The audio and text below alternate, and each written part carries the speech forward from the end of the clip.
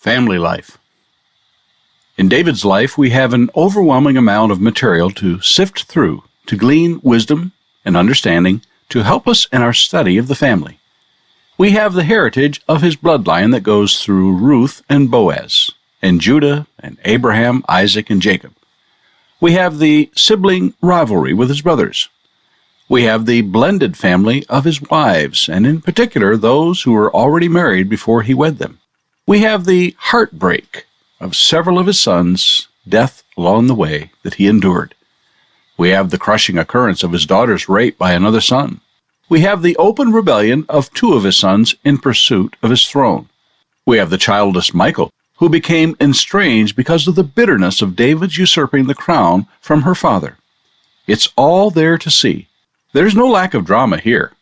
It is enough to repulse us in many ways, yet there is a redeeming quality to David's life that gives us hope that no matter how dysfunctional our families are today, they don't hold a candle to that of David's, and yet he is still known to God as the apple of his eye.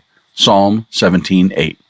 In Psalm 127, is sometimes attributed to Solomon, but many believe it is written by David for Solomon as a guide for him. Consider what is written here about the family. A song of ascents of Solomon. Unless the Lord builds the house, they labor in vain who build it. Unless the Lord guards the city, the watchman keeps awake in vain. It is vain for you to rise up early, to retire late, to eat the bread of painful labors. For he gives to his beloved even in his sleep. Behold, children are a gift of the Lord. The fruit of the womb is a reward. Like arrows in the hand of a warrior, so are the children of one's youth. How blessed is the man whose quiver is full of them. They shall not be ashamed when they speak with their enemies in the gate. Psalm 127, verses 1 through 5. It speaks of the vanity of a house being built unless it is by the Lord. It tells of the futile labors of rising early and retiring late. It speaks of the true values in the family, children, for they are a gift of the Lord, and the blessing of having many.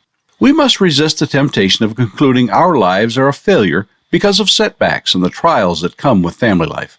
No matter how bleak it may seem at the moment, hope still springs eternal for them that love the Lord and are called according to his purpose. Fiddly-dee. My days are swifter than a weaver's shuttle, and come to an end without hope. Job chapter 7, verse 6. Sunrise, sunset, sunrise, sunset, swiftly pass the days. These are the lyrics to a sad lament in Fiddler on the Roof. The parents recall how swift the time passes when a child is being raised. One day they are rocked in the cradle, and the next are given in marriage to another. Those with grown children know all too well the truth in this. It is easy to forget that time passes like a vapor when we are in the midst of rearing children. The arduous task of cooking and cleaning, the endless cycle of paycheck to paycheck living robs parents of the joy that should be had with their children. Perhaps one of the saddest laments is that of the time needlessly lost on such menial tasks in life to the exclusion of enjoying the time with our children. The greatest gifts we can give our children are not those that can be bought and gift-wrapped in a store, but the time we spend with them daily.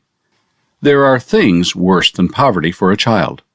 Children can thrive in even the most dire financial situations, but neglect is a bitter pain for children to endure. Have you thought of the costs of an affluent life? And those are the thoughts for the day.